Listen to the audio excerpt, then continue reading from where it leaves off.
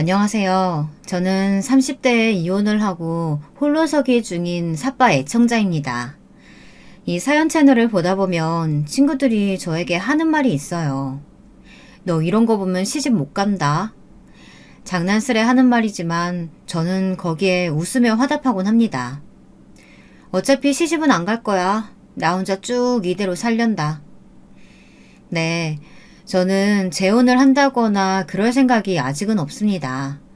아마 이 생각은 쉽게 변하지 않을 것 같아요. 왜냐하면 제가 겪은 시댁은 정말이지 최악의 시댁이었고, 전 이미 이 사연 채널에 제보하기 전 여러 곳에 제 한탄글을 올렸을 만큼 마음이 많이 지치고 힘들었거든요. 그래서인지 다시 결혼을 해서 시댁과 모자란 남편을 감당하고 싶지 않답니다. 그럼 이제 제 이야기가 궁금하실 테니 하나씩 차분히 들려드릴게요. 끝까지 들어주시고 응원의 댓글도 남겨주신다면 감사하겠습니다. 여러분들은 취미 활동이 있으신가요? 저는 회사 생활을 하면서 일에만 치여서 하는 타입이었어요. 요즘 말로 워커홀릭이라고 하죠. 연애나 취미나 이런 것엔 딱히 관심을 두지 않았죠. 그냥 제 일만 하며 사는 게 저는 즐겁고 행복했습니다. 그런데 그렇게 20대를 걸쳐 30대 중반에 오니 주변에서 더 초조해 하더라고요. 특히 저희 아빠가 심하셨어요. 딸, 우리 딸이 결혼 안 하겠다는 독신주의자인 건 아는데 아빠는 좀 그래. 우리 딸처럼 이쁘고 똑똑한 여자가 시집 안 가고 이러는 거 안타까워서 그래. 우리 딸 정도면 줄 설 남자들이 수두룩 빽빽일 텐데 말이야. 아빠는 너무 아쉬워. 아빠, 무슨 수두룩 빽빽까지야. 그 정도는 아니야. 아빠는 나를 너무 과대평가하는 경향이 있다니까. 아직은 비혼주의긴 하지만, 혹시나 만약에 좋아하는 남자 생기거나 하면 결혼 생각해 볼게요. 그러니까 너무 걱정하지 마세요. 정말이지? 그래, 결혼해야지. 우리 딸 잘 생각했다. 저희 친정아빠는 제가 비혼주의자에서 약간 생각을 바꿔 결혼을 하겠다는 의사를 밝힌 것만으로도 무척 좋아하셨어요. 마치 어린애처럼 방방 뛰셨죠. 그도 그럴 것이 저희 친정아빠와 저는 무척 관계가 끈끈한 사이였답니다. 어린 시절 어머니가 이혼하시고 다른 남자와 재혼을 하시면서 아빠가 저를 맡아서 키우게 되었거든요. 어머니와는 1년에 한 번 연락할까 말까 한 사이로 지냈고요. 사실상 어머니는 저를 버린 거나 다름이 없었어요. 어쩌다 연락하면 연락은 네 아빠 통해 해라 라고 차갑게 말씀하시던 분이었죠. 아마 다른 아이들이었다면 방황도 했을 테고 힘들었을 테지만 저는 뭐든 아낌없이 제게 사랑을 주시던 아빠 덕분에 학교 생활도 잘 마치고 어머니에 대한 원망도 별로 들지 않았어요. 저희 친정아빠가 말할 것 같으면 체력은 우락부락 하신데요. 속은 한없이 순둥이이신 그런 스타일이세요. 겉모습만 보면 약간 무섭다는 인상이 강해서 친구들도 처음엔 저희 아빠를 어려워했어요. 하지만 나중에는 우리 아빠를 아저씨라고 곧잘 부르며 거리낌 없이 대했죠. 그리고 아빠는 사랑을 표현하시는 데 있어서도 아낌없이 하시는 편이었습니다. 보통의 아빠들이랑은 다른 점이었죠. 그래서 친구들이 저를 많이 부러워하곤 했어요. 우리 민주는 아빠한테 있어서 보물 1호야. 아빠가 얼마나 우리 딸을 믿고 사랑하는지 알지? 참 아빠. 그런 끈적거리는 말 그만해. 나 부끄러워 죽겠어. 아빠 오늘도 동네 아줌마들한테 갑자기 내 자랑하고 그랬다며? 공부 잘한다는 소리 못하러 해. 그렇다고 내가 무슨 서울대 갈 성적도 아닌데. 서울대까지는 아니어도 명문대 갈 실력인데 그 정도면 동네방대 떠들고 제껴야지. 우리 딸은 성적 순위도 손가락 5개 밖으로 넘어간 적이 없는데 아빠는 민주 너 대학 가면 플랜카드라도 걸고 싶은 심정이야. 그 말에 절대 그러지 말라고 반색하며 저도 슬그머니 웃고 있었습니다. 아빠는 제게 큰 지지대였고 인생을 살아가는 데 있어 나침판과 같은 분이셨어요. 또 저를 키우기 위해 시골에서 올라와 서울에 정착하기까지 그 숱한 고생을 하시고 그러시면서도 힘들다는 티 한 번 내지 않으신 안쓰러운 분이었죠. 그러니 그런 제가 결혼을 하지 않고 노처녀로 지낸다는 것은 아빠에게 퍽 받아들이기 힘든 사실이었을 겁니다. 그러던 어느 날 아빠가 은근슬쩍 자신의 지인에게 소개받은 남자가 한 명 있다고 만나보지 않겠냐고 권유를 해왔어요. 솔직한 마음은 거절이었는데 아빠의 말이니 들어주는 신용이라도 해야겠다는 생각이 들더라고요. 우리 딸, 오늘 너무 긴장하지 말고 화이팅해. 아빠가 듣기로는 사람이 성실하고 인성도 괜찮다고 하더라. 건너 지인이라 잘은 모르지만 아무튼 조건보다는 인성이 중요하니까 민주 네가 잘 봐봐. 알았지? 마음에 안 들면 걷어차버리고. 아빠는 소개팅 자리 전까지 제게 전화를 걸어 화이팅 구호를 넣으셨는데요. 저와 그 남자가 이어지길 바라는 그 반절한 마음이 약간 부담되는 것도 사실이었어요. 그래도 아빠를 생각해 억지로 나간 자리였습니다. 그런데 여기서 이렇게 인연이 이어질 줄은 정말 상상도 못했죠. 어쩌면 모든 비극의 시작은 이날, 이 시점이었던 것 같습니다. 전 남편과의 첫 만남 자리에서 저는 첫눈에 반한다는 말이 무엇인지 알게 됐고, 전 남편 역시 제게 똑같은 감정을 느꼈습니다. 거기다 둘 다 비혼주의를 지향했다는 점도 같았어요. 여러 부모에서 공통점이 많다 보니 감정이 커지는 건 순식간이더군요. 난 솔직히 민주 너를 이렇게까지 사랑하게 될지 몰랐어. 그 자린 나도 우리 엄마 도척 때문에 나간 자리였으니까. 사실 나는 그냥 한 기업의 연구원이고 평범한 직장인인데 어떻게 보면 너라는 멋진 사람 알게 되고 사귀고 우리가 결혼을 앞두고 있다는 게 믿기지가 않아. 우리 오빠 말 이쁘게 하는데 뭐 있다니까. 오빠가 그렇게 생각해주니까 고마워. 나는 우리가 직업도 비슷하고 가치관도 비슷하니까 잘 살 거라고 생각해. 그 누구보다도. 우리 얼른 결혼해서 아이 계획도 갖고 행복하게 살자. 누구나 그렇겠지만 첫 시작은 화기애애 그 자체였죠. 여기서부턴 편의상 남편이라고 부를게요. 저는 남편과 그 누구보다 잘 살 거라고 생각했고 당시 남자친구를 소개받았던 친구들도 모두 저희 둘이 잘 어울린다며 축복해 주었습니다. 그리고 무엇보다 저를 세상에서 가장 애지중지하는 친정아빠. 아빠는 남편을 보자마자 손을 꼭 붙들고 저를 잘 부탁한다고 말씀하셨답니다.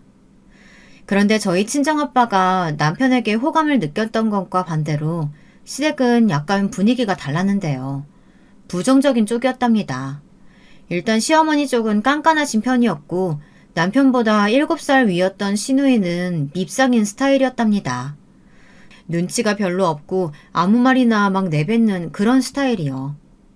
시댁 부모님들을 처음 뵙는 그날 모두의 성격이 파악되었습니다.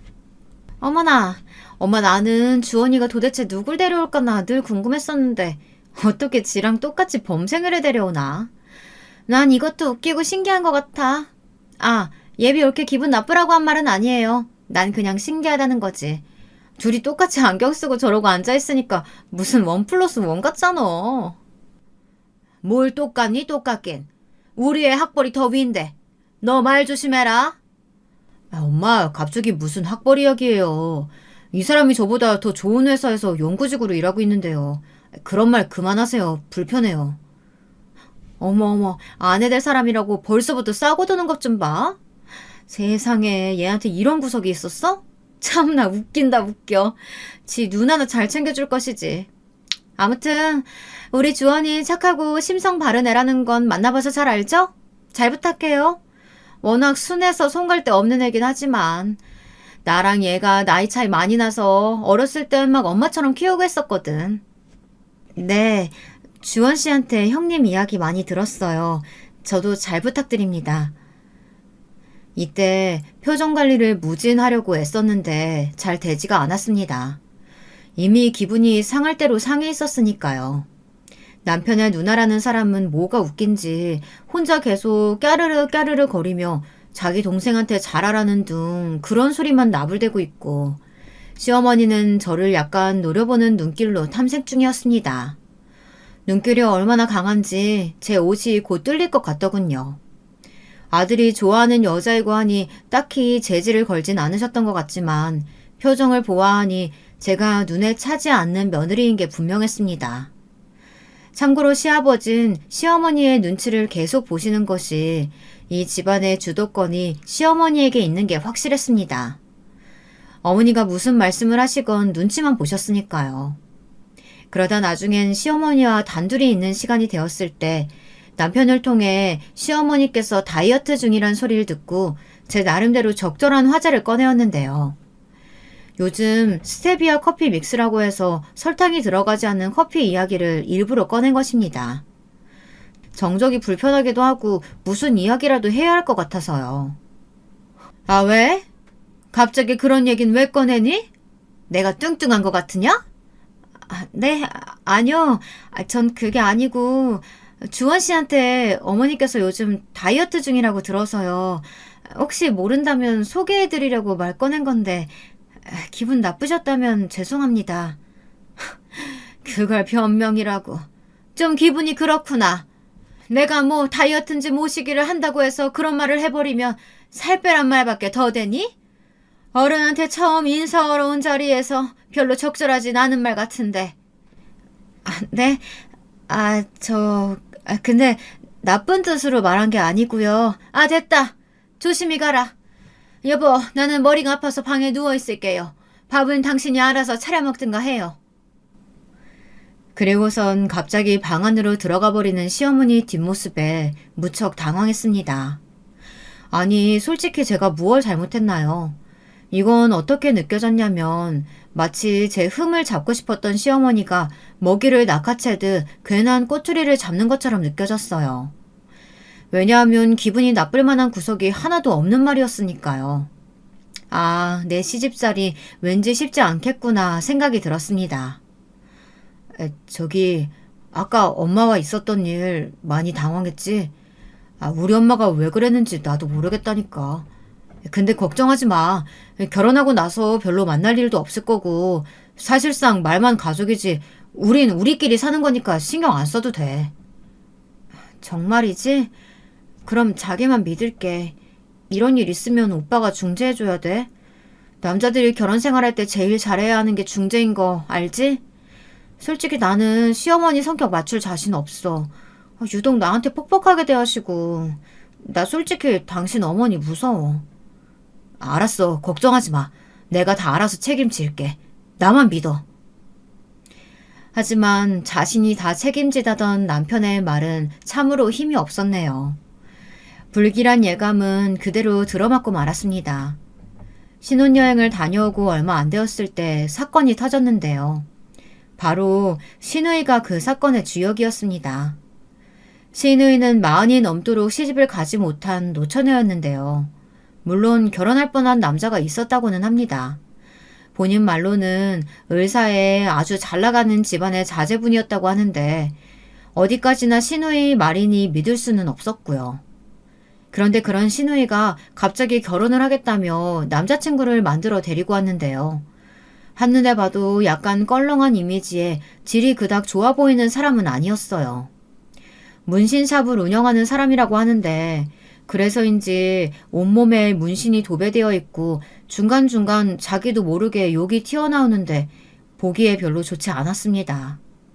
그래도 어쨌건 가족이 될 사이니 최대한 예의를 갖추며 분위기를 맞추었어요. 신우이도 시집 간다는 생각에 한껏 들떠 있었던 것 같더군요. 엄마, 나 우리 자기랑 결혼할 거니까 잘해줘야 돼. 남동생만 이뻐하지 말고, 우리 자기한테도 잘해줘야 돼. 아빠도, 알지? 그리고 여기는 우리 올케. 네, 안녕하세요. 말씀 많이 들었습니다. 네, 안녕하세요. 분명 어떤 사건이랄 게 없었던 분위기로 마무리가 된 자리였습니다. 그런데 사건은 그 다음에 일어났어요. 신우이가 제 표정을 지적하고 나서는 겁니다. 올케, 뭐 불만 있어? 뭐가요? 아니, 왜 우리 그이한테 표정이 그런 식이야? 저는 결단코 예의를 지키지 않은 적도 없었고요. 말조차 섞은 적이 거의 없었어요. 그랬기에 황당했죠. 남편도 이를 지적하고 나섰지만 오히려 신우이는 당당하게 나오더라고요. 자기가 데려온 남자가 직업도 변변치 않고 돈도 못 벌 것 같으니 무시하는 거 아니냐고요. 아, 형님, 그게 대체 무슨 말씀이세요? 제가 왜 그러겠어요? 모르지. 올케는 대기업 연구원이고 자기 입으로 좋은 학교 나왔다고 떠벌리고 다니니 사람 무시하기 딱 좋잖아. 아, 제가 언제 사람을 무시했다고, 아니, 언제 떠벌렸다고 그래요? 저 그런 적 없어요. 억울하네요. 기가 찼습니다. 거기다 이어지는 말 역시 저를 단단히 무시하는 말이었어요. 근데 올케 그거 알아? 어차피 애 낳고 나면 다 경력 단절되고 흔하디 흔한 아줌마 될 거야.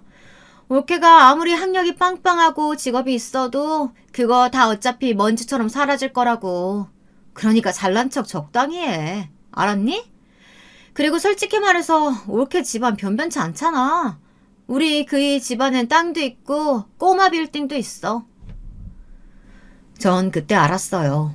신우이에게 자격지심이 있다는 것을요. 거기다 열등감까지요. 자격지심에 열등감까지 있는 사람이 얼마나 다른 사람을 시기하고 질투하기 쉬운진 말 안 해도 아시죠? 하필 제가 그 샌드백이라 더 서러웠습니다. 참아서 호구처럼 보이고 싶진 않았기에 신우이에게 한마디 짚고는 넘어갔습니다. 저기요, 형님. 조금 어이가 없네요. 저를 왜 이런 억측으로 함부로 판단하고 망언을 하세요? 형님이 하신 말 기분 나쁘네요. 제가 말실수한 게 있다면 저도 인정하고 잘못됐다 말씀드리겠지만요. 그런 게 하나도 없는데 말이에요. 형님, 앞으로 말씀하실 때 한 번 더 생각하고 말씀해 주세요. 저희 집안 이야기 꺼내는 건 도가 지나친 발언 아닌가요? 뭐야? 어머, 어디 나보다 어린 게 벌써부터 바락바락. 엄마, 얘 말하는 거 들었어? 아, 나 진짜 너무 모욕적이야. 이런 치욕이 어딨어? 엄마, 정말 나 너무 서럽다. 야, 너도 듣고만 있지 말고 뭐라고 말 좀 해봐. 네 마누라가 지금 누나한테 이러고 있는데 가만히 있냐? 내 와이프가 다 맞는 말 했구만. 뭐가 문젠데. 누나야말로 자중해. 적당히 하라고. 자격지심도 적당히 있어야지. 사람 그렇게 나쁜 사람으로 몰아가고 분위기 험악하게 만들면 마음이 편하냐? 나도 오늘은 이 정도 하고 넘어가겠지만 다음번에도 누나가 이런 식으로 내 와이프한테 괜히 시비 걸고 막말하면 가만히 있지 않을 거야. 남편의 시원한 말 한마디에 신우이는 얼굴이 울그락불그락해지더니 자기 방으로 뛰어 들어가 버렸어요.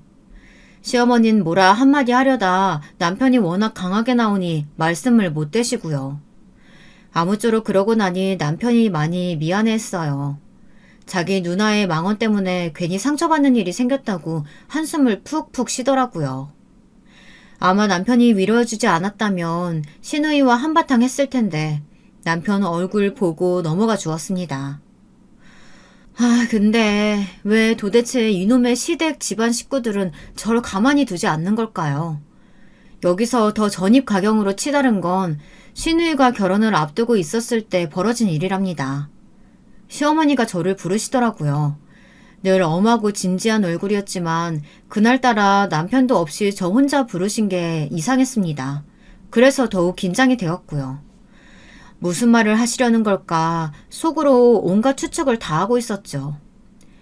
네, 어머님 말씀하세요. 무슨 일 있으세요? 그래, 너도 내가 왜 불렀는지 궁금할 테니까 바로 본론부터 말아마. 네 신우가 이번에 결혼하는 거 알지? 네, 알죠, 어머니. 결혼 자금을 좀 보태줘야겠다. 많이는 필요 없고 한 5천 정도만. 네? 5천이나요? 반응이 왜 그러냐? 너 저번에 우리한테 자랑했잖아. 니네 친정아버지 땅 재개발 지역에 들어갔다고 돈 받게 생겼다고. 그 돈 어차피 너한테 주실 거 아니니? 그럼 돈이야 차고 넘칠 텐데 뭐가 문제니? 네 신우 도와준다 생각하고 돈 좀 보태줘라. 물론 네가 도와주면 걔가 알아서 나중에 너 챙겨줄 테니까 그건 걱정하지 말고. 순간 저도 모르게 시어머니 얼굴에 한숨을 뱉어버렸어요. 정말 맡겨놓은 돈 찾는 모양새도 아니고 이게 뭔가 싶더라고요. 심지어 부탁하는 말투도 아니었어요. 마치 당연히 좋아하는 것처럼 손을 내미시는데 어처구니가 없었습니다. 저는 일단 자리를 벗어나기 위해 남편이 올 시간 다 됐다며 상의해보고 알려드리겠다고 하곤 잽싸게 일어섰습니다. 그런데 시어머니는 그 순간을 또 놓치지 않으시더군요.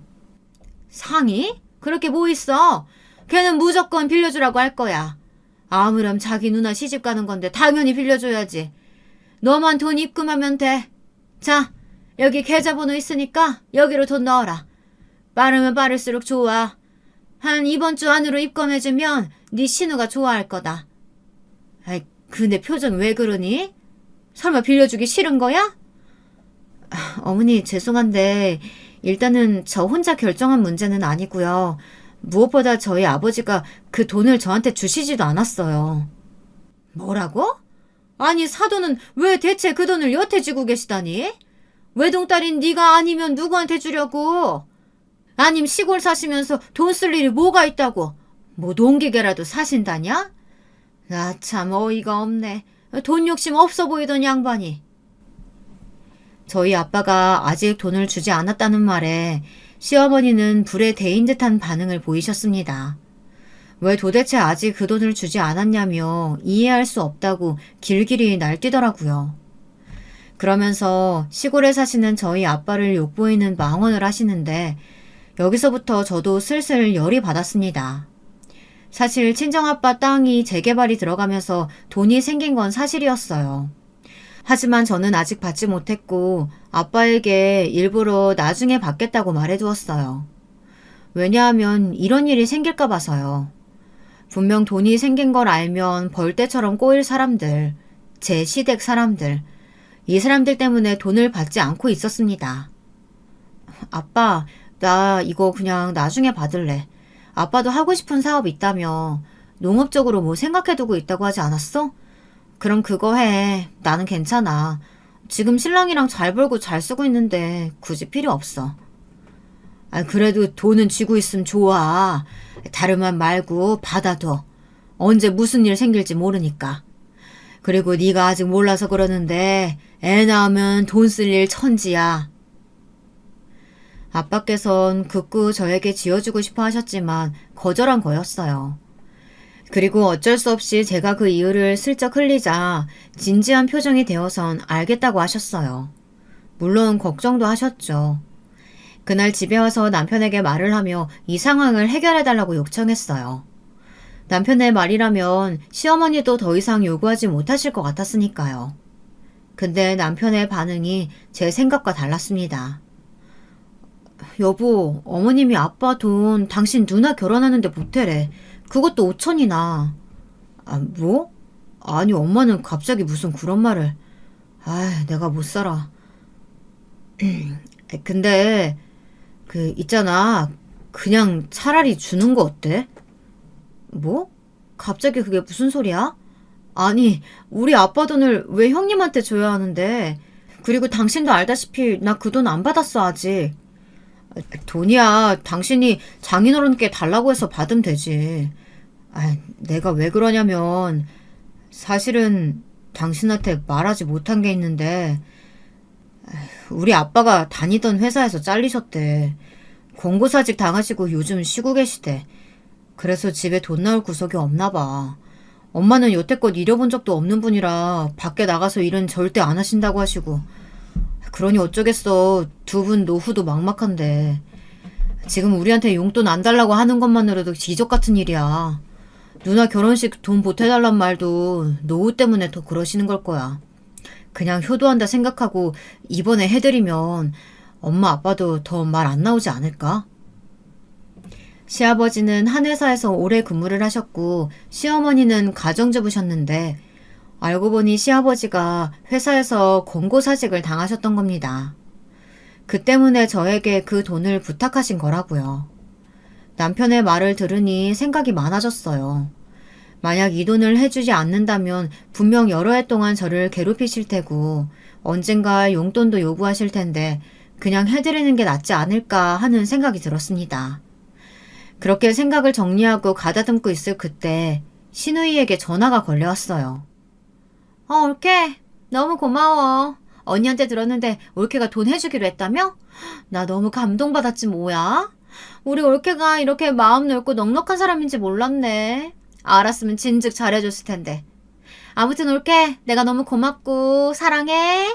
가족 좋다는 걸 이럴 때 느끼네. 내가 신혼여행 갔다 오면서 올케 선물은 명품백으로 해둘게. 아, 네? 형님, 그게 무슨 말씀이세요? 제가 돈을 드리기로 했다고요? 당황한 저에게 신우이는 자기 말만 늘어놓더라고요. 방금 시어머니한테서 연락을 받았다면서요. 이게 어떻게 된 일인가 혼란스러워할 때 문득 남편이 떠올랐고 전화를 해 물어보자 남편은 순순히 고백을 해왔습니다. 아니 그걸 왜 날 상의도 없이 당신이 멋대로 결정해? 그럼 안 되는 거 아니야? 미안. 나는 당신도 내 의견에 동의하는 줄 알았어. 아니었나? 아무 말 없길래 그런 줄 알았지. 정말 남편이 이토록 원망스럽고 싫었던 적은 결혼 생활을 하면서 이때가 처음이었어요. 왜 그걸 제 상의도 없이 자신이 결정한 것인지, 그것도 제 돈도 아닌 아빠 돈을 말이에요. 저는 다시 시어머니에게 전화를 걸어 그 돈은 못 해드리겠다고 정확히 못을 박아야겠다고 다짐했어요. 그런데 여기서 남편은 못마땅한 목소리로 그러더군요. 장인어른도 동의하셨어. 우리 집 일인데 흔쾌히 주시겠다고 하더라고. 뭐? 당신 우리 아빠한테까지 말한 거야, 이걸? 여기서 저는 한 번 더 개거품을 물고 쓰러질 뻔했습니다. 아무리 그래도 그렇지 어떻게 저희 아빠한테까지 말할 수가 있나요? 전화로 말씀드릴 일은 아닌 것 같아 저는 아빠를 보러 시골로 내려갔습니다. 그러자 아빠는 흥분해서 씩씩거리는 저를 앉혀놓고 차분히 말씀하시더군요. 당신께서 제가 시집살이로 고생하는 게 싫으시고 이번에 돈을 주면 아마 잠잠해질 테니 자신도 오래 고민 끝에 결정했다고요. 그리고 재개발로 받은 액수가 워낙 상당해서 5천은 가뿐하다며 버리는 돈 셈치고 주어도 괜찮다고요. 아빠 그래줘요. 그건 아빠 돈이잖아요. 나는 싫어요. 민주야, 이번만은 아빠 의견 따라줘라. 아빠도 이미 장서방한테 말 다 해둔 거고 이제 와서 물으기 싫어. 그깟 돈 없다 치면 그만이야. 아빠가 딸 생각해서 그 마음에 주는 거니까 너도 아빠 마음 좀 알아줘. 응? 아빠의 의견이 강해 결국 어쩔 수 없이 그 돈은 시누이에게 고스란히 넘어가게 되었답니다. 시누이와 시어머니는 어찌나 좋아하시던지 돈을 건네드린 그날은 제가 좋아하는 갈비찜에 해물탕에 목구멍으로 넘어가지도 않을 음식을 한 상 차려주셨더라고요. 우리 집안에 이런 며느리가 들어온 게 행운이라나 뭐라나 마음에도 없는 말을 한가득 하시면서 말이죠. 저는 그냥 어색한 얼굴로 앉아 갈비나 뜯다 왔습니다. 남편에게는 이미 단단히 실망한 뒤라 집으로 오는 길에도 별 말은 하지 않았어요. 남편도 연신 제 눈치를 보았고요. 본인도 잘못을 한 건 알아서 그날부터 시키지 않은 집안일이며 뭐며 열심히 하더라고요. 그리고 아빠에게선 문자가 도착했는데요. 문자를 받고 한참이나 눈시울을 붉혔습니다. 우리 딸, 아빠가 항상 사랑하는 거 알지? 아빠한테 삐지지 말고 아빠가 늘 너를 사랑하고 믿는다는 것만 알아줘. 아빠가 잘못한 게 뭐 있다고 이런 말씀을 하시는지 결혼하고 난 뒤 아빠에 대한 소중함, 애틋함을 더 느끼는 일이었네요. 그러던 어느 날 마음이 너무나 철렁하는 일이 생기고 말았는데요. 이 일로 시댁도 남편도 제 머릿속에서 싹그리 다 지워져 버렸습니다. 저를 애지중지 키우신 친정아빠가 갑작스레 쓰러지신 거예요. 저는 울면서 곧장 아빠가 있는 병원으로 달려갔어요. 아빠는 파리한 기색으로 수액을 맞고 계셨죠. 담당 의사 선생님을 만나보니 약간은 심각한 얼굴로 말을 이어나가시더라고요.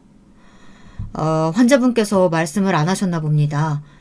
환자분 지금 대장암이십니다. 수술도 받으셨어요. 네? 우리 아빠가요? 말도 안 돼. 네, 대장암 3기이십니다. 선생님의 말을 듣는 순간 저는 비명을 지르듯이 오열했습니다. 친정아빠가 요즘 따라 연락이 뜸하시긴 했지만 그렇다고 큰 병을 앓고 계시리라곤 상상도 못했기 때문이죠. 저는 아빠를 부르며 왜 진작 말씀하지 않았냐고 원망의 목소리를 내뱉었습니다. 그러자 아빠는 저를 걱정시키기 싫었다고 어차피 나을 암인데 뭐하러 말을 하냐고 하더군요. 아픈 기색이 완연한데도 저를 진정시키기 위해 웃어 보이시는 아빠를 보니 마음이 더 아파왔습니다. 저는 일단 아빠가 건강을 되찾으실 때까지 병원에서 직접 간호를 하기로 했어요. 아빠는 제가 있으니 좋다면서 허허실실 웃으셨지만 저는 마음속으로 아빠가 홀로 시골에서 그저 잘 살고 계실 거라고 그냥 넘겨짚은 저 자신이 싫어졌습니다. 왜 아빠는 강해서 뭐든 알아서 잘하실 거라고 생각했나 싶더라고요. 자세히 보니 햇볕에 그을린 아빠의 얼굴이 너무나 애기처럼 연약해 보였습니다. 그런데 이때 시댁에서 시아버지 생신이라고 저를 부르더라고요. 네가 음식 준비해야 되지 않겠니? 얼른 이쪽으로 건너와라. 내가 이 음식 다 하려니까 허리가 아파 죽겠다. 어머님, 그게요. 제가 지금 친정아빠 병원이라 병간호하고 있는 중이어서요. 혹시 이번 생신만 형님과 함께 하실 순 없을까요? 저는 당연히 이해해 주시리라 생각했습니다. 다른 것도 아니고 친정아빠를 간호하는 일이었으니까요. 아빠가 대장암이라는 건 시댁에서도 알고 있었습니다. 하지만 뒤이어 이어진 시어머니의 반응은 제가 잘못 들었나 귀를 의심해야 했습니다. 뭐라는 거야? 얘, 네 아버지 심각한 병도 아니라며? 아니 물론 사돈어른 그렇게 된 건 나도 안타깝지만은 그럼 이 음식 내가 다 하라는 거야?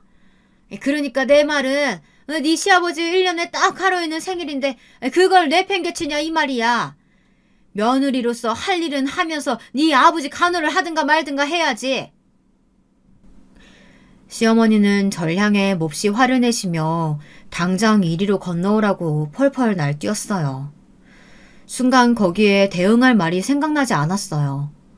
그런데 시어머니 목소리가 워낙 컸던지라 옆에 있던 아버지가 잠에서 깨신 거죠. 아니, 지금 설마 사돈어른이냐? 너 보고 오라는 거야? 시아버지 생일상 차리라고? 아버지의 목소리는 조금 떨리고 있었어요. 아빠 역시 노여움에 차신 거죠. 시어머니는 아빠가 듣고 있다는 것도 모르고 계속해서 망언을 이어나가셨어요. 너 당장 여기 안 오면 내가 네 아버지 병원으로 찾아가서 너 끌고 올 줄 알아. 그 꼴 보고 싶으면 계속해서 버팅겨 봐라. 그래, 내가 이기나 너가 이기나 한번 두고 보자고. 이젠 아주 하다못해 며느리까지 날 이겨먹으려고 드네. 옆에서 시아버지가 작게 그러지 말라 말리는 목소리가 들렸지만 아랑곳하지 않으셨죠. 거기다 실수로 스피커폰을 누르는 바람에 우렁찬 시어머니의 목소리가 병실을 쩌렁쩌렁 울려댔습니다. 저는 못 가요, 어머님. 의사 전달했습니다. 그럼 끊을게요. 너 끊지 마. 야, 끊지 말라고. 끊기만 해봐. 저기요, 사돈어른 접니다. 네, 민주 아버지요. 우리 애가 제 병간호하느라 힘에 부쳐서 그런 것 같은데 한 번만 양해해 주실 수 없나요? 네, 알겠습니다. 그럼 그리 알겠습니다. 시어머니도 아빠가 갑자기 전화를 바꿔들자 여기엔 당황을 하셨는지 별 말씀을 못하시고 말을 버벅거리시더군요. 아빠는 차분히 말씀을 하시다 전화를 끊으셨고요. 그런데 이때 가슴이 아팠던 것이 친정아빠는 당신의 돈을 그리 내어주시고도 제가 괜히 흠집 잡힐까봐 저에게 그냥 가보라고 재촉하시더군요. 어차피 자신은 여기서 병실 사람들과 평소처럼 수다 떨고 핸드폰 보며 쉬고 있으면 된다면서요. 네 시어머니가 지금 허리를 다치셔서 힘드신가 보다. 이럴 때 가면 어른들이 아마 좋아할 거야. 내색은 안 하셔도. 아빠는 괜찮으니까 그만 가봐. 제가 그러기 싫다 해도 아빠의 마음 불편해질까봐 저는 어쩔 수 없이 발걸음을 옮겼습니다. 가면서도 너무 찝찝하고 불쾌했죠. 괜스레 눈물도 나고 서럽기도 하고요. 왜 내가 지금 시아버지 생신상을 차리러 가야 하나 별의별 생각이 다 들었습니다. 옛날엔 이혼을 선택하는 사람들을 쉽사리 이해하지 못했는데요. 이게 제 일이 되니 다르더라고요. 남편도 제 편이 아닌 것 같고 시댁은 막장이고 시어머니는 진상이고 정말 다 역겹고 싫었습니다. 그런데 그렇게 안 좋은 마음으로 시댁에 도착해 시아버지 생신상을 차리려고 하는데 시어머님 팔짱을 꼬고 절 노려보고 계시더라고요.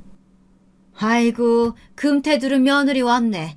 안 올 줄 알았더니 어떻게 왔냐? 네 아버지가 너 못 간다 해서 나랑 네 시누이가 아주 땀을 한 바가지 흘려가면서 일했는데 말이야. 그러니까 일 다 끝나니까 오네. 저기 올케, 내가 이런 말 안 하려고 했는데 친정아빠 병간호한다는 핑계로 우리 아빠 생일 내팽개쳐버리는 거, 그거 우리 아빠 입장에선 엄청 속상한 일이야. 알아? 올케도 이번 건 좀 너무했다고 생각해. 두 사람이 번갈아가며 저를 쏘아대는 사이 저는 더 화가 치밀고 있었어요. 그 사이 낀 시아버지는 이도저도 못한 채 말씀을 못하고 계셨습니다. 마치 자신의 생일날 죄인이 된 듯한 얼굴로 저를 보시는데 그런 시아버지의 얼굴을 보니 여기서 더 소란을 만들고 싶지 않았어요. 하지만 그럼에도 할 말은 해야 했어요. 형님, 어머님, 제가 다른 일로 못 온 것도 아니고 저희 아버지 병간호 때문에 못 온 거예요. 모르시는 것도 아니면서 그만하세요. 두 분이서 왜 이렇게 저를 못 잡아먹어 안달인지 모르겠네요. 쥐잡듯 들들 볶는 거 저도 너무 지치고 힘들어요. 그리고 이런 날 제 남편 부를 수도 있는 거 아닌가요? 왜 집에서 편히 쉬고 있는 남편은 안 부르고 저를 부르시는 건가요? 저는 그것도 이해가 안 되네요. 뭐라고? 아니 너야말로 머리가 어떻게 된 거 아니니? 왜 걔가 부엌에 들어가서 일을 해? 거기서부터 또 시작되었죠. 남자는 부엌에 들어가는 거 아니다. 그런 말을 도대체 어디서 배웠냐? 어디서 배워먹은 버르장머리냐? 비슷한 말들이 반복되는 이 말씨름에 환멸이 날 지경이었습니다. 거기서 저희 아빠 돈을 5천이나 받은 시누이는 시어머니 말에 얼씨구나 맞다 맞장구를 쳐가며 버릇없는 며느리로 저를 몰아가고 있었죠. 그런데 이때 갑자기 비밀번호 키 누르는 소리가 들리더라고요. 남편이 들어온 거였어요. 자다 일어난 새집 모양의 머리로 들어온 남편은 잠시 이광경을 보다 무슨 일이냐고 묻더군요. 제가 울먹이며 그대로 상황을 설명했더니 남편은 이런 대답을 내놓았습니다. 아, 참, 당신도 적당히 하지 그랬어. 내가 그랬잖아. 사람이 늘 중간을 지킬 줄 알아야 한다고. 아, 엄마, 누나, 이해해줘요. 이 사람이 요즘 장인어른 때문에 신경이 많이 예민하고 날카롭잖아. 실화일까요? 이걸 어떻게 받아들여야 할지 도저히 모르겠더군요. 제가 한마디를 하려던 차에 시어머니가 더 기세가 등등해져서 잽싸게 끼어들었습니다. 아유, 아들, 나 날카로운 며느리 비위 맞추기 힘들어. 엄마도 이제 나이 들었다고. 아까는 제가 뭘 하는지 아니? 너는 왜 안 부르고 자기를 부르냐고 그러더라. 아니, 네가 무슨 요리를 할 줄 안다고 저런 말을 짓거리고 있는지. 아, 난 아무튼 제 비위 못 맞추겠으니까 네가 어떻게든 해봐라. 마누라 교육을 잘 시키든 기를 잘 들이란 말이야. 교육을 시키란 말에 화가 나 제가 획 소리를 질러버렸습니다. 마음 같아선 당장이라도 이혼을 외치고 싶은 심정이었어요. 당신 아들 반품할 테니 데려가라고요. 허나 이 끝은 너무나 기막히게 끝나버렸습니다. 바로 시아버지가 참다 못해 한마디를 지르신 것이었어요. 아, 그만들 좀 해. 시끄러워 죽겠어. 그깟 생일 안 차려줘도 되니까 당신도 며느리 그만 잡고. 시아버지가 정리를 해버렸으니 저는 그 길로 바로 시댁문을 박차고 나갔습니다. 서러워 눈물이 흐르려는 걸 꾹 참으면서요. 남편과는 냉전에 돌입했습니다. 각방을 쓰고 말 한마디도 섞지 않은 채 그렇게 제 나름의 시위를 이어간 것이었어요. 웃긴 건 남편도 전처럼 눈치를 보지 않더라고요.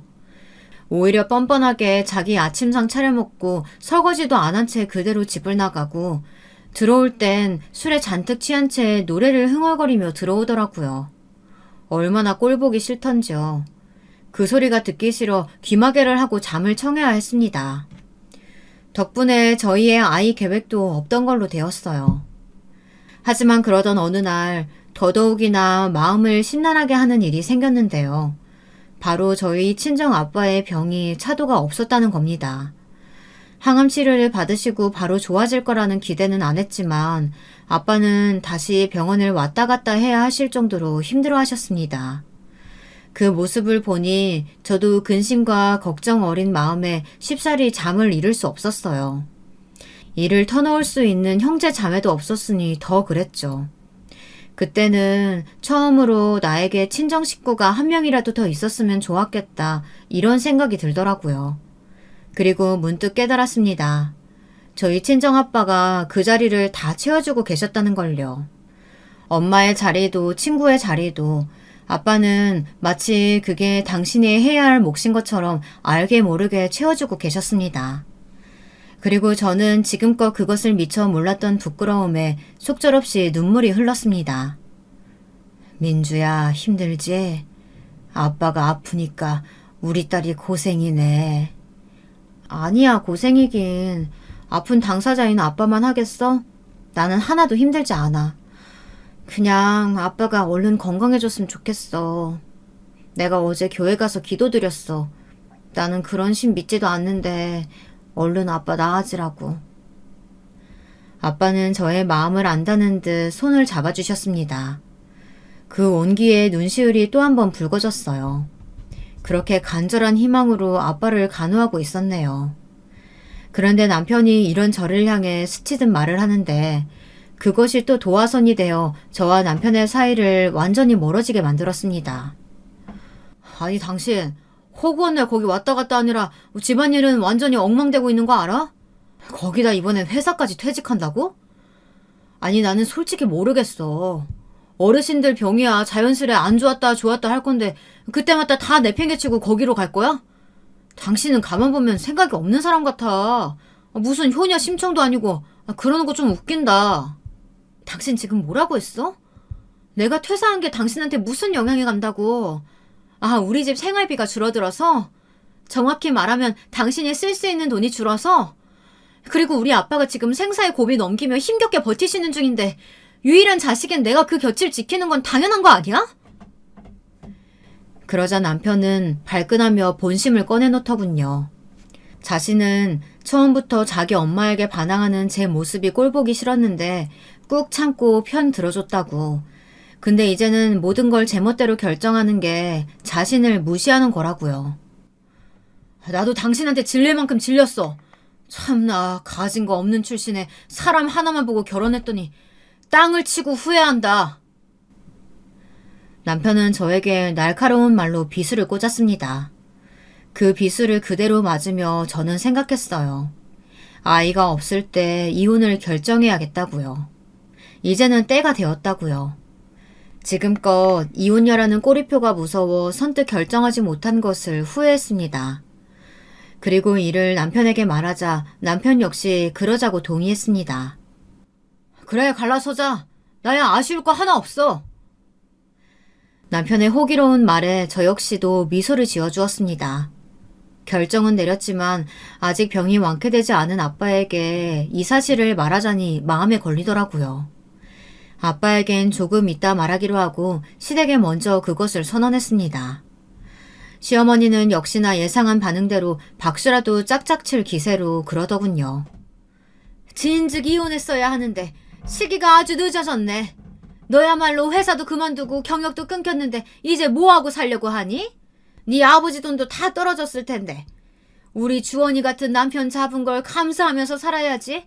주제도 모르고 까분 거 평생 후회할 거다. 누가 너 같은 애랑 결혼하려고 하겠니? 어머니, 지금 제 걱정해 주시는 건가요? 그러실 때가 아닐 텐데요. 저 잘 살 거예요. 어머님 아들보다는 훨씬요. 그러니까 제 걱정하지 마시고 아드님 걱정이나 하세요.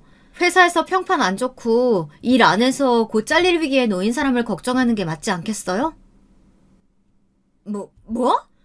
누가 잘리긴 잘려? 말 같지도 않은 소리라고 앉아있네. 사실 남편이나 시어머니가 이렇게 당당하게 나올 수 있었던 것은 제가 아빠에게 받았던 금액을 일부분 속였기 때문입니다. 남편은 제게로 넘어올 돈이 없다고 생각했으니까요. 그러나 사실은 그게 아니었습니다.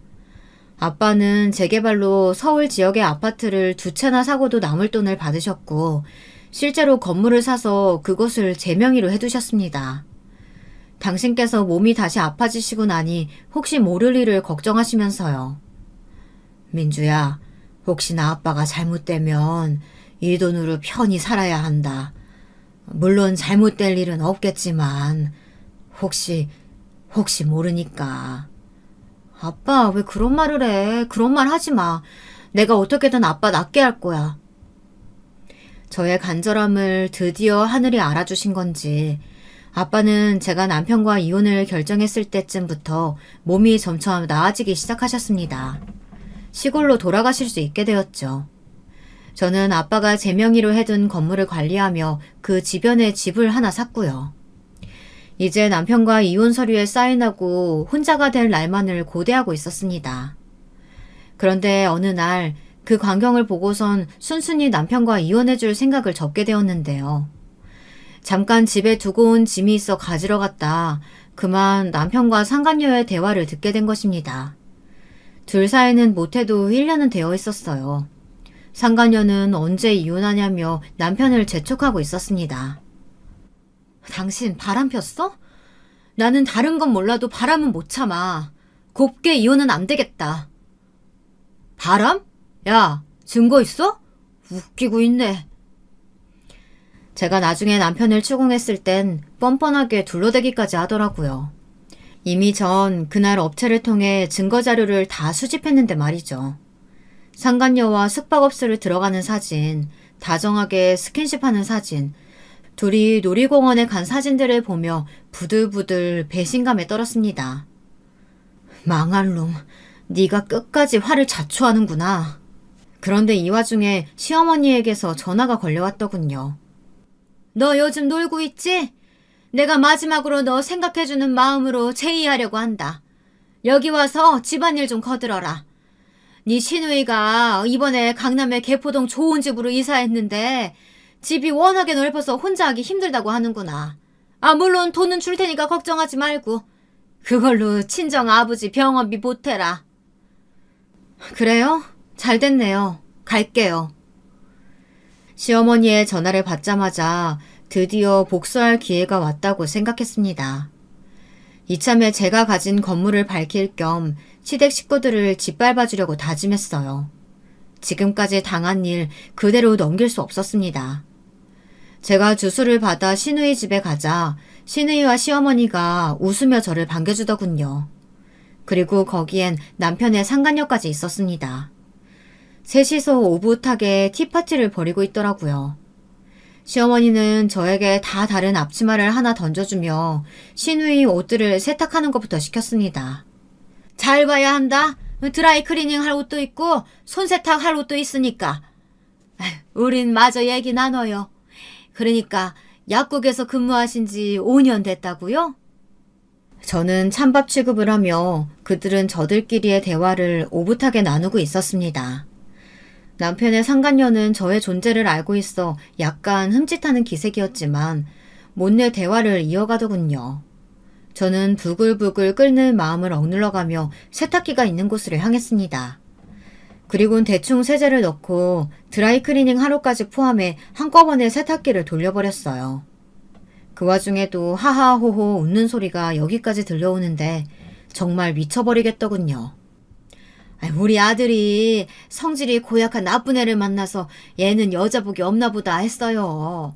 아가씨 보니까 근데 아닌가 보네. 우리 애가 여자복이 있었어. 그러게나 말이야.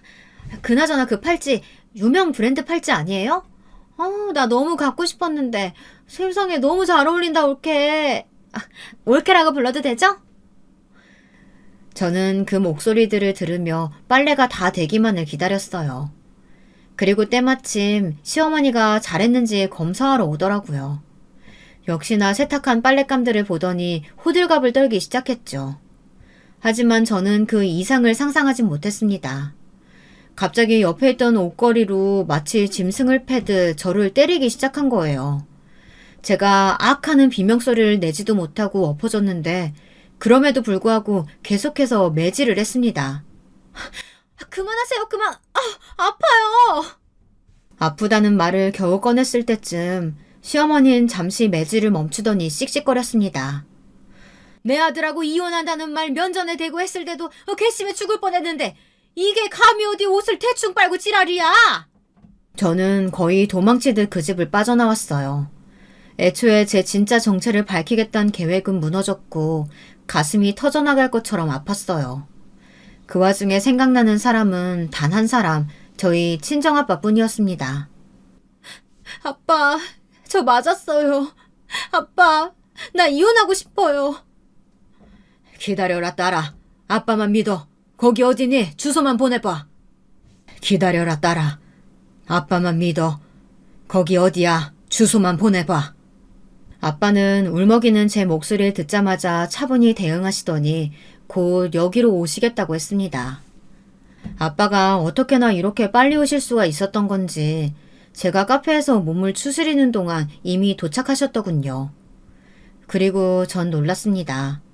아빠의 손에는 곡괭이가 들려져 있었어요. 아빠는 시댁에 도착하자마자 곡괭이로 물건들을 다 깨부수기 시작했어요. 상간녀와 시어머니, 시누이, 세 여자 모두 아빠의 행동을 말리지 못했습니다. 저조차 말리지 못했어요. 아빠가 그렇게 분노하신 모습은 생전 처음 보는 모습이었습니다. 감히 내 딸을 이런 식으로 대해? 거지 집안이랑 상종 안 하려고 했는데 이거 안 되겠네. 자, 당신이 무시하고 천대하는 우리 딸 앞으로 있는 건물이니까 똑똑히 보시오. 그리고 내가 부신 물건값 참고하시오. 가자, 민주야. 아빤 그렇게 제 손을 잡고 집 밖으로 나섰습니다. 정신없이 흘러내리는 눈물을 닦아주며 그러셨어요. 아빠로서 해야 할 일을 하셨다고요. 저는 그저 아빠의 품에서 안정감을 느끼며 죄송하단 말을 반복했습니다. 이후 시어머니에게서 남편에게서 번갈아가며 연락이 왔어요. 제게 건물이 두 채나 있고 엄청난 부자가 되어 있다는 걸 알고 나니 이제야 탐이 나셨나 봐요. 몹쓸 욕심이죠. 어머니, 주접 그만 떠시고 연락하지 마세요. 어머니 아들도 옆에 있죠? 아드님, 당신도 마찬가지야. 추잡스럽게 굴지 말고 꺼져. 단 한마디로 정리해버렸습니다. 다행히 그 후 연락은 오지 않더군요. 이혼 소송도 위자료를 받으며 잘 마무리되었고요. 상간녀와도 끝이 났는지 재혼 소식은 들려오지 않더랍니다. 여기까지가 제 사연입니다. 시원한 사이다 사연이었으면 좋았을 것 같은데요. 날씨가 쌀쌀해지니 다들 건강 조심하시고 다음에 또 사연 보낼 기회가 있다면 보내겠습니다. 감사합니다.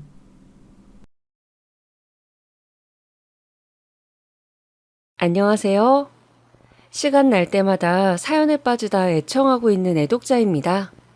저도 사연을 보내보고 싶은 마음은 늘 굴뚝 같았으나 생각으로 하는 거랑 막상 진짜 글로 써보는 거랑은 천지 차이라는 것을 알기에 그냥 눌러두고만 있었어요. 그런데 어느 시댁 사연에서 등장한 시어머니 때문에 제가 겪었던 일화가 너무나도 생생하게 떠오르고 말았습니다. 책을 읽는 것도 좋아하고 영상을 보는 것도 좋아하지만 글쓰기 작업과는 영 거리가 멀었던 제 지난 인생이지만 지금만큼은 글로 먹고 사는 작가가 된 것처럼 몰두해서 제 이야기를 써보려고 합니다. 부족한 점이 있다면 사연에 빠지다 측에서 잘 정리해 주실 것이라 믿고 말이죠. 어디서부터 제가 겪었던 그 이야기를 꺼내야 할지 약간 막막한데 아마 그날이 시작이었던 것 같습니다. 저녁거리 장을 봐서 집으로 가려던 참이었어요. 전화가 걸려오더라고요. 모르는 번호였는데 일단 받아봤습니다. 저 성국이 오빠랑 만나고 있는 사람인데요. 젊은 여자 목소리가 딱 그렇게 자기소개를 해왔어요. 저는 상황 자체가 너무 말이 안 되고 갑작스러우니까 네? 뭐라고요? 누구시라고요? 멍청하게 그런 반문만 몇 번을 반복했습니다. 당황한 저와는 다르게 상대 측은 아주 차분하다 못해 침착하였죠. 아휴, 왜 자꾸 못 알아들으시는 척 하시는 거예요? 저요, 그쪽 남편 김성국이랑 만나는 여자라고요, 제가. 또박또박한 발음으로 내뱉어진 그 대목을 듣자마자 정신이 아득해지더라고요. 그때 그 순간의 모든 것은 영원함으로 남아서 저의 기억 속에 생생하게 박제되었습니다. 그날의 흐릿했던 날씨며 조금 습했던 롯데마트의 주차장. 제가 차 옆에서 멍하게 선 채로 전화를 받고 있으니까 뒷차 주인이 옆으로 좀 비켜서라며 툴툴댔던 그것까지도. 저는 정말 어제 일이 아니라 마치 오늘 조금 전에 일어났던 일처럼 모든 것을 다 기억합니다. 참담함으로 눈을 질끈 감으며 덜덜 떨리는 손으로는 휴대폰을 놓치지 않으려고 애를 쓰면서 제가 간신히 받아쳤어요. 요즘 뉴스에서 보이스피싱? 뭐 그런 거가 성행한다고 주의하라고 대대적으로 말들을 하던데 그런 건가 보죠? 제 남편 팔아서 결국은 돈 내놓으라는 얘기로 갈 거죠? 정말 할 일 더럽게 없으신가 보네요. 저 이런 거에 안 속습니다. 번지수 잘못 짚으셨어요. 지금에야 보이스피싱이라는 게 유명한 걸 넘어서서 전 세대가 모르는 사람이 없을 정도의 범죄 행위가 되었지만 당시에는 새로운 사기 수법으로 등장해서 슬슬 퍼져가던 때였습니다. 그래서 저는 당황함으로 백지가 된 머릿속으로도 그걸 떠올려냈던 것이죠. 아하, 이게 바로 그 보이스피싱이라는 사기 범죄구나 싶어서요. 그런데요, 전화 상대가 갑자기 웃더라고요. 막 웃었어요. 상황을 부정하고 있는 제가 가짠고 가소롭다는 듯이 말입니다. 안 믿고 싶으신 마음은 이해합니다. 그리고 너무 갑작스러우셨을 테죠? 전화 끊고 바로 증거 보내드릴게요. 연락은 다음에 다시 그쪽이 생각 정리되실 때 하기로 해요, 우리. 증거요? 증거는 무슨 증거? 야, 이 사기꾼아. 아주 태연하게 말을 하네. 여보세요? 여보세요? 자기 할 말만 하고 끊어버린 상대. 제 머릿속에는 우리라는 그 단어가 주는 불쾌감이 소용돌이치고 있었습니다. 우리라뇨? 언제 봤다고, 언제 알았다고 대뜸 우리래요? 지금 다시 생각해도 진짜 기분 나쁘네요. 저는 차에 들어앉아서는 시동도 못 걸고 휴대폰만 빤히 쳐다보고 있었습니다. 그 증거라는 게 도착할까 봐서요. 그런데 아무것도 안 오더라고요. 에이, 그럼 그렇지. 이런 식으로 사기치면서 어떻게든 돈을 뜯어내려는 거였겠지? 그런 생각을 하면서 저는 시동을 걸고 조금 나아진 기분으로 마트의 주차장을 빠져나갔습니다. 그리고 얼마 안 되어서 곧바로 띠링 하고 문자 도착 알림 소리가 차 안에 울려 퍼졌습니다. 그때 정말 온몸에 찬물을 뒤집어 쓴 기분이 들었어요. 신호에 걸렸을 때 저는 휴대폰을 확인했습니다. 너무 당황스럽고 기가 막히면 입에서 똑바로 말이 안 나오더군요. 그 8차선 도로 위에서 제가 정차 중에 확인한 문자는 웬 여자랑 제 남편이 다정하게 얼굴을 맞대고 있는 사진이었습니다. 그걸 확인하고 있는데 연달아 문자가 계속 도착했어요. 입술을 쭉 맞추면서 찍은 사진, 카메라를 보며 사이좋게 윙크를 한 사진, 산에 올라가서 찍은 사진, 심지어 둘이 주고받은 문자 내역도 사진 파일로 저에게 전송이 되었습니다. 오빠, 내일은 진짜로 안 돼? 다시 생각해봐도 안 되는 거야? 내일은 마누라 감시망 피하기 힘든 날. 레이더 막 무서워. 미안해. 나 너무 속상하다. 나는 내일도 오빠 보고 싶은데. 오빠는 내가 좋아? 아니면 그 마누라가 좋아? 당연히 너지. 그걸 질문이라고 하고 있냐? 비교 자체가 안 되는 문제를 굳이 왜 물어? 빵! 저를 향해 울리는 클락션 소리에 간신히 정신을 차릴 수 있었습니다. 진작 초록불로 바뀌었음에도 저는 멍하게 휴대폰만 붙은 채였고 보다 못한 뒷차가 빵빵거리다가 저를 추월해서 지나갔습니다. 제가 어떤 정신으로 운전해서 집까지 갔는가 이건 기억하지도 못하고 미스터리입니다. 참고로 저는 친정아빠가 바람을 피셔서 가정이 깨어진 집안의 딸이었어요. 2번 바람을 피셔서 친정엄마한테 걸리셨습니다. 결국 별거에 들어가셨고 저 결혼하자마자 이혼하셨어요. 원래 더 일찍 이혼을 하시려고 했는데 그래도 딸이 결혼할 상대가 있다는데 그거 씩 올리는 것까지는 원만하게 다 보고 갈라서 자고 두 분이서 합의를 하셨던 겁니다. 별거를 시작하신 이후로 친정엄마도 새로운 상대를 만나셨고요. 그 상대분이 원래 대만에서 요식업을 하시던 분인데 한국에 나와 계실 때 지인의 소개로 친정엄마를 만나셨던 거예요. 그래서 저 결혼하고 부모님 이혼 도장 찍은 후에 친정엄마는 그분을 따라 대만으로 가셨습니다. 당연히 집안 상황상 저는 친정아빠보다는 친정엄마와 훨씬 더 유대감이 깊었으며 가까웠어요. 친정아빠는 당신의 가정을 두고 뻔뻔하게 바람을 피셨던 분이셨으니 좋을래야 좋을 수가 없었죠. 저는 그래서 더욱 남편이 일으킨 작태를 받아들일 수가 없었던 것 같아요. 뻔히 알고 있었거든요. 남편도요. 저희 친정의 일화를 말이죠. 그런 사람이 자기 와이프가 바람에 대한 상처를 갖고 있는 걸 알면서도 바람을 피웠다고요? 사람이 아니라 짐승이라고 볼 수 있었습니다. 저는 그날 저녁 밥을 하면서도 멍하니 천장 보기를 한번, 상을 차려놓다가도 다시 멍하게 한숨 쉬기를 한번, 그러면서 퇴근할 남편을 기다렸습니다. 마음 같아서는 당장 남편의 회사로 쳐들어가거나 전화를 때려서 이게 어떻게 된 일이냐고 진위 여부를 묻고 싶었어요. 하지만 어차피 벌어진 일이라면 남편에게 그럴싸한 변명을 만들 시간을 벌어주지 말자는 생각이 들었습니다. 기습 공격을 하고자 했죠. 제가 아무 방어도 못하고 있을 때 그 여자의 연락을 받은 것처럼 말이에요.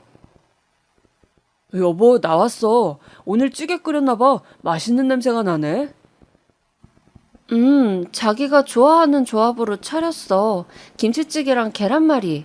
같이 먹고 싶다고 그랬었잖아. 와, 김도 있네. 저녁상 완전 밥도둑이다, 밥도둑. 얼른 옷 갈아입고 밥 먹어야지. 남편이 왔는데 이상하게 바로 입이 안 떨어지더라고요. 이런 것에도 크게 기뻐하고 잘 웃는 제 남편인데 어째서 그런 바람을 피웠을까 싶었어요.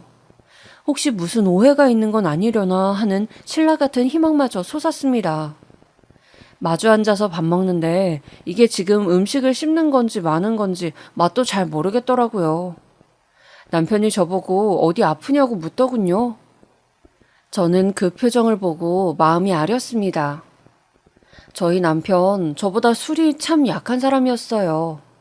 기본적으로 음주 가무를 즐기지 않는 스타일이었고요. 회사 일도 항상 바쁜 편이었고 그래서 믿었습니다. 제 남편은 바람을 필 군번이 안 되고 그럴 건덕지조차 없는 안전지대라고 말이에요. 제가 너무 머리가 아파서 숟가락 내려놓고 이마를 짚고 있으니까 뒷정리랑 설거지랑 다 자기가 하겠다고 안절부절하더라고요. 그러라 하고 저는 거실 소파에 앉아서 그냥 멍하게 있었습니다. 정리 다 끝낸 남편이 부엌에서 나오길래 이리 와보라고 그랬죠. 심호흡 한 번 하고 나서 제 휴대폰으로 도착한 그 만행들을 남편에게 들이밀었습니다. 아까 마트에서 저녁장 다 보고 나오는데 웬 여자한테서 연락이 왔어. 그런 것들을 나한테 보내오더라. 남편은 손으로 머리를 감싸주었고 저는 꿋꿋하게 말했어요. 말해. 지금 이것들 다 뭐야? 이 상황 내가 어떻게 받아들여야 하는 거야? 말해봐. 말을 해보라고. 그러자 남편이 제 앞에서 무릎을 꿇었어요. 그걸 보자마자 제가 간신히 쥐고 있던 이성의 끈도 떨어져 버렸죠. 울음이 부지불식간에 튀어나왔습니다. 정신 놓고 엉엉 울면서 제 앞에 무릎 꿇은 남편의 어깨를 마구 때렸습니다. 남편은 고개를 숙인 채 변명거리를 내놓았어요. 사실은 나 우리 미은이 떠나고 방황 많이 했었어. 그러다가 만난 여자야. 맑은 모습을 보면서 신선한 매력을 느꼈나 봐. 그래서 끌렸어. 그런데 그뿐이야. 그게 다야. 내가 미쳤던 것 같아. 미쳐서 한눈을 팔았어.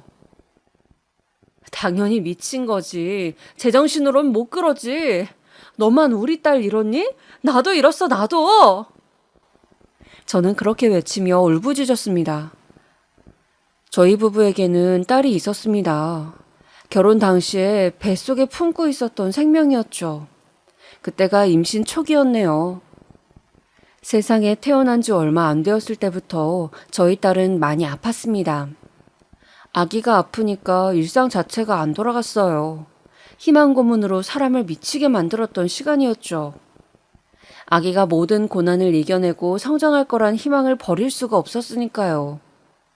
그러나 끝내 눈에 넣어도 안 아팠을 제 배로 낳은 딸 미윤이는 4살 생일을 꼭 일주일 앞두고 작은 별이 되었습니다. 생일날에 뭘 하면 좋을지 이미 계획을 다 세워놓은 상태였어요. 선물까지 준비해놨었고요. 미윤이가 고단하기만 했던 짧은 생을 마친 이후로 저도 정신이 빠져버렸습니다. 아침에 눈을 떴는데 이제 뭘 해야 할까 그 고민으로 몇 시간씩 허비했어요. 그런 인고의 과정을 겪으며 찾게 된 부부의 일상이었습니다. 그런데 어째서 남편은 저랑 똑같이 힘들었는데 왜 남편은 그걸 불륜으로 다른 여자를 만나면서 고통을 이겨냈다는 겁니까? 나는 너를 배신한 적은 없어, 맹세코. 그 여자는 나에게 잠시 스쳐 불어가는 바람이야. 지나가면 끝인 아무것도 남지 않는 잠깐의 바람이야. 남편이 제 앞에서 눈물을 보이며 호소했습니다. 제가 전혀 눈치채지 못하게 바람을 피운 것만으로도 피가 거꾸로 솟는데 배신한 적이 없다고 말하면 저는 뭐 어쩌란 말인가요? 그날은 진짜 머리가 너무 아파서 남편하고 더 이상 말하고 싶지 않다고 했습니다. 정말 머리가 깨질 지경이더라고요. 거듭 저에게 용서를 빌던 남편은 안방에 안 들어오고 거실 소파에서 잤고요. 다음날 아침에도 저한테 미안하다고 비는 것으로 하루 일과를 시작했습니다. 제가 정말 바보 같은 생각을 하고 말았어요. 진짜 사랑은 저뿐이라는 남편의 말, 그 간절한 표정, 눈물, 믿어보고 싶더라고요. 제가 눈 딱 감으면 우리 부부 아무 일도 없었다는 듯이 편안한 일상으로 돌아갈 수 있지 않을까 싶어서요. 저만 보면 잘못했다고 용서를 구하는 남편을 볼 때마다 그런 바보 같은 생각이 저를 집어삼켰습니다. 저랑 오빠는 진심으로 사랑하고 있어요. 오빠를 놔주시면 안 될까요? 껍데기뿐인 결혼 생활 유지해봤자 비참해지기만 할 뿐이에요. 그 여자, 정신 나간 상간녀가 보내온 문자들을 보면 기도 안 찼죠. 남편한테 물어보니까 상간녀가 독단적으로 저한테 둘 관계를 폭로한 거래요. 남편은 저한테 둘 관계를 밝힐 생각 따윈 없었다고 합니다. 남편은 확실히 상간녀를 정리할 거라고 했고 저는 상간녀의 번호를 아예 차단했어요. 자꾸 연락이 오는 게 짜증이 났습니다. 남편은 그 후로 제 눈치를 살살 보면서 지냈고요. 저는 그렇게 흐지부지 상간녀가 터뜨린 남편의 불륜 사건이 막을 내리는 거라고 짐작을 했었습니다. 하지만 진짜는 바로 그때부터였어요. 그날따라 불길하게 들렸던 띵동 소리가 저에게 무언의 신호를 주었던 건가 봅니다. 시어머니께서 불시에 찾아오셨더라고요. 이상하게 기분이 싸해져서 문을 열어드렸어요. 어머니, 연락도 없이 불쑥 어쩐 일이세요? 어쩐 일이기는 너 있을 시간인 거 내가 귀신같이 알고 와봤다. 거기 정수기에서 냉수 한 잔 받아와라. 별로 더운 날씨도 아니었건만 시어머니께서는 거실 소파에 앉으시자마자 손부채질을 막 하시더라고요. 저는 괜히 눈치를 살피면서 시어머니께 물 한 잔을 가져다 드렸습니다. 저는 그 앞에 서 있었고 시어머니께서는 냉수를 왈칵 들이키셨죠. 그리고 빈 컵을 건네봤던 순간 너 우리 성국이한테 만나는 여자 있다는 거 알았다면서? 시어머니의 싸늘한 말투에 멈칫하고 말았습니다. 생각지도 못하게 시어머니로부터 남편의 불륜 이야기를 듣게 되다뇨. 인과관계가 도저히 예상되지가 않았습니다. 그래서 그 순간 저는 스스로 양심에 찔린 남편이 시어머니에게 불륜 사실을 이실직고 한 것이라고 짐작을 했어요.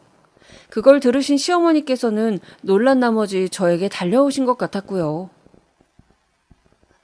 네. 불미스러운 일이라 말씀을 못 드렸어요. 그런 일이 좀 있기는 했는데요. 지금 현재는 정리가 되었어요. 저희가 부부로서 앞길을 잘 헤쳐나가야죠. 두루뭉술하게 말씀을 드렸습니다. 뒤탈 없을 정도로만 말이죠. 그런데 이게 대체 무슨 일인가요? 제가 그렇게 말씀을 드리자 시어머니께서 피식 웃으셨어요. 그러시더니 이렇게 말씀하시는 겁니다. 그 애가 얼마나 괜찮은 애인지 아니? 외모부터 성격까지 너랑은 상대가 안 돼. 비교하면 그쪽에다 신뢰라고. 예, 어머니? 지금 무슨 말씀을 저한테 하고 계시는 거예요? 저 지금 전혀 이해가 안 되고 있어요. 하! 내가 앞뒤 잘 것 없이 거두절미하고 내 심정 가감 없이 어디 너한테 말을 해보마. 나는 내 며느리가 그 애라면 얼마나 좋을까 그런 생각이 자꾸만 들어. 저도 모르게 손에서 컵을 놓쳤습니다. 플라스틱 컵은 다행히 깨지지 않고 거실 바닥을 굴러갔어요. 설마 어머니께서 그 여자를 아시기라도 한다. 지금 그 말씀이신가요? 그래, 알다마다. 우리 성국이한테 웬 여자가 생겼나 싶어서 노심초사했더만. 아니 이게 웬걸? 떨어뜨려야 할 혹이 아니라 복주머니가 따로 없더구나. 저는 충격으로 말문이 다 막혔습니다. 어이가 없다는 것 정도로는 그때의 제 기분, 감정을 설명할 수가 없어요. 정말 뒤통수가 얼얼했네요. 사람 뒤통수 치는 데는 가지각색의 방법이 있다는 것을 그때 제대로 체감하였습니다. 시어머니께서는 진작 그 상간녀의 존재를 알고 계셨대요. 그리고 그 상간녀와 따로 만나기까지 하셨다고 합니다. 동갑내기 부부였던 저랑 남편보다 4살 어렸던 상간녀였죠. 저보다 나이가 어린 것도 마음에 드신대요.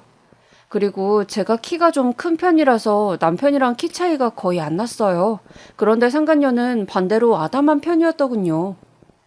여리여리해서 귀엽고 여성스럽고 새댁 같은 느낌이 난대요. 저한테서는 못 느끼셨던 그런 분위기를 상간녀한테서는 느끼셨대요. 저는 그냥 말을 해야 할 상황에서만 하고 말에 살 붙이고 그러는 거 꺼리는 편이었었거든요. 저희 아픈 딸 돌보느라 피곤하고 예민하고 그렇게 지내면서 더 그렇게 되었던 것도 있고요. 그런 저랑은 다르게 상간녀는 말수가 많은 편이라서 애교스럽게 보이더래요. 날씨가 어땠니, 연예인 누구가 어땠니, 옷이 뭐가 더 예쁘니 하면서 이런저런 얘기들을 먼저 꺼내는 모습이 그렇게나 살가웠다네요. 그리고 시어머니께서 말씀하시기를 가장 결정적으로 그 애는 얼굴에 그늘이 없어. 집에서 자기 엄마 아빠한테 사랑만 받고 자란 애야. 부모뿐만 아니라 일가 친척 중에 이혼한 경우가 한 집도 없다더라. 어르신까지 다 통틀어봐도 아픈 사람 하나가 없대. 유전자가 아주 타고났지. 한 집 건너 병자가 있는 너네 집하고는 근본 자체가 다르더만 근본이. 저보다 여러모로 밝아서 그 상간녀가 더 좋다고 하셨어요. 하필이면 저 같은 사람이 며느리라 싫다고 하시더라고요. 하여간 나는 너에 대한 거라면 다 싫어. 결혼하자마자 부모 이혼? 그게 사기친 게 아니면 뭐니? 우리 집안이 너는 그렇게 우스웠니? 부모 불화 있는 거 쏙 빼놓고 가증스럽게 숨기고서 우리 집안 며느리로 들어오다니? 게다가 애 빨리 들어서서 낳았으면 이왕지사 건강하게 잘 키울 것이지. 아픈 애를 낳아서 몇 년을 거기 매달려가지고 난리 바가지를 피워대더니 애는 떠났고 아주 기도 안 찬다. 그나마 딸 낳아서 덜 아까웠네. 덜 아까워요? 제가 아들 아니고 딸 낳아서 그 아이가 죽은 게 덜 아깝다고 지금 그러신 거죠? 어떻게 그런 말씀을 하실 수가 있어요? 어머니 손녀였어요. 아우 시끄러. 너는 이래서 내가 마음에 안 든다고 하는 거야. 늘상 우중충한 얼굴에다가 걸핏하면 따져들긴 하고 어디 예뻐할래야 예뻐할 수가 있어야지. 그러신다고 제가 어머니의 며느리가 아닌 게 되나요? 왜 말도 안 되는 궤변을 자꾸 늘어놓으세요? 저희 부부의 일이에요. 오롯이 저희 두 사람의 영역이라고요. 어머니께서 마음에 든다 어쩐다 하시면서 끼어드실 문제가 아니라고 생각하는데요. 가여운 제 딸이 생각나면서 눈가가 뜨거워진 채로 눈물을 꾹 참으면서 말씀드렸습니다. 그런 제 앞에서 시어머니께선 정말로 냉정하셨죠. 너만 빠지면 된다는 걸 왜 모르니? 눈치가 없는 거야? 아니면 눈치가 없는 척을 하는 거야? 내 아들이 하도 착하고 물러서 큰일이야. 내가 이 세상에서 내 아들을 가장 잘 알아. 너랑 진작에 그만 살고 싶어 하더라. 나가주세요, 어머니. 당장 나가시라고요. 하, 이 요망한 것. 내 아들 등골 빨아먹고 피 빨아먹고 잘도 사는구나. 제가 요망하다고요? 진짜로 요망한 건 그 여자 아닌가요? 멀쩡히 가정 있는 사람 건드리는 게 그게 어디 제정신인가요? 저는 막무가내로 구시는 시어머니를 막무가내로 쫓아내드렸습니다. 혼자 남겨준 집안에서 한참을 화를 삭히며 울분을 견뎌냈어요. 그리고 그날 늦은 저녁 시간부터 남편이랑 많이도 싸웠습니다. 분명히 시어머니의 만행에 대해서 따진 것이 시작이었건만 나중에 가서는 서로에게 날을 세우며 감정 상하는 말들을 내뱉고 있더군요. 예전에 속상했던 일화들, 아팠던 딸 미윤이를 돌보면서 화가 나고 실망하고 각자에게 상처를 받았던 순간들, 그런 것들이 전부 다 나와버렸어요. 할 말 못할 말 서로가 다 해버렸고 의도치 않게 밑바닥까지 다 보여주고 만 결과가 되었습니다. 그렇게 남편과 냉전이 시작되었어요. 시어머니로부터 연락이 자꾸 왔었죠. 좋은 말로 할 때 얌전히 갈라서래요. 코웃음을 쳤습니다. 누구 좋으라고요? 이 모든 상황에 진절머리를 치고 있을 때였죠. 남편이 저한테 이혼을 하자고 그런 말을 하는 겁니다. 아, 그래도 최후의 보루라고 한다면 남편은 그래도 나랑 살겠지 였었는데 저도 모르게 딱 한마디가 나갔습니다. 왜? 그 짧디 짧은 한 글자에 모든 것이 담겨 있었어요. 왜? 대체 왜? 무엇 때문에? 그런데 남편이 그 한 글자 앞에서 침묵을 지키더군요. 이윽고 한숨과 함께 저에게 하는 말을 듣고서 저는 현기증이 일었습니다. 희진이가, 아니 그 여자가, 그러니까 임신을 했어. 이틀 전에 알게 됐어. 연락이 왔어 나한테. 자기가 그 임신 6주라고. 남편은 상간녀와 그 배 안에 든 생명을 책임지고 싶다고 하였습니다. 그러니까 제발 저한테 이혼 좀 꼭 좀 부탁한다면서 무슨 보험 들어달라는 보험 설계사도 아니고 꼭 그런 투로 말을 하더군요. 간절한 애청이니까 꼭 좀 들어달래요. 저한테는 정말 미안하게 됐대요. 그쪽은 책임져주고 싶고 나는 책임이란 영역 밖의 존재이고 뭐 그런 거야? 꼭 그렇게 말을 해야겠어? 지금 나한테 그렇게 말한 거 아니었어? 내 귀에는 그렇게 들렸는데. 아휴, 너는 나랑 이혼해도 잘 먹고 잘 살 수 있잖아.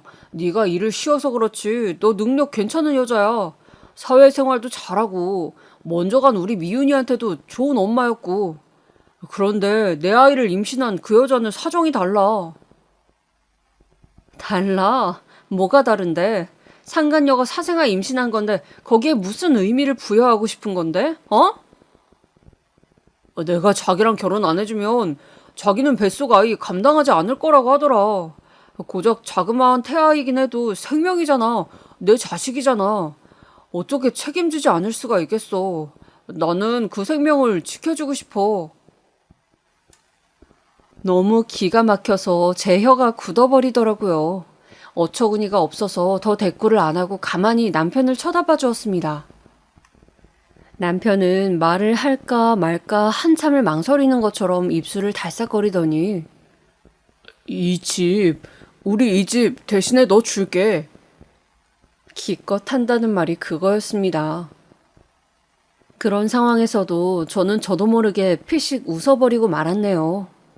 내 남자, 내 남편 겨우 이 정도의 사람이었구나 싶은 게 그 순간에 제대로 실감이 났다고나 할까요? 모르겠어요. 저도 그냥 딱 그 순간에 너랑 나는 이제 완전히 끝이 난 관계일 수밖에 없다 이런 생각이 확 들었습니다. 융자 있는 집 주면서 대단한 결심을 하고 엄청난 호의를 베푸는 것 마냥 아주 그럴싸하게 포장을 하네. 너 또 무슨 말을 그렇게 하냐? 지금 내가 너에게 해줄 수 있는 최선이 그거라서 그래서 그거라도 해주겠다는 거잖아. 모르겠어? 유책 배우자 주제에 자꾸 자기 자신을 무슨 뒤늦게 세계의 사랑을 하느라 비운의 남자 주인공이 된 것처럼 그렇게 포장하지 마. 솔직히 보기 역겹고 진짜 속이 거북해져. 남편이 할 말을 잃고 멍청하게 저를 바라보더군요. 저는 제 눈앞에 있는 존재에게 애써 남겨두었던 정이라는 이름의 감정마저 싸늘히 식은 다음 증발해버리는 것 같은 감각을 느꼈습니다. 차라리 솔직해져 봐. 내가 질렸다고. 그 여자 몰래 만나는 동안 짜릿해 죽는 줄 알았다고. 어머니랑 셋이 같이 편먹고 다 우롱한 거라고. 그냥 가감없이 말이나 어디 한번 해보란 말이야. 하, 정말 웃겨. 나를 배신한 적 없다고 그 주둥이로 개소리를 짓거렸을 때부터 네가 이런 위선자인 것을 내가 알아봤어야 했는데. 조금이라도 믿고 싶어서 내가 혼자 발버둥 치고 있었네. 너는 나 보면서 내 꼴이 우스웠겠다? 희망 고문으로 허덕이는 나 보면서 그동안 많이 즐거웠니? 저는 울지도 않았고 화를 내지도 않았습니다. 감정이 식어버린 상대에게 그 어떤 감정도 쏟아붓고 싶지 않다는 생각 때문이었을 것 같네요.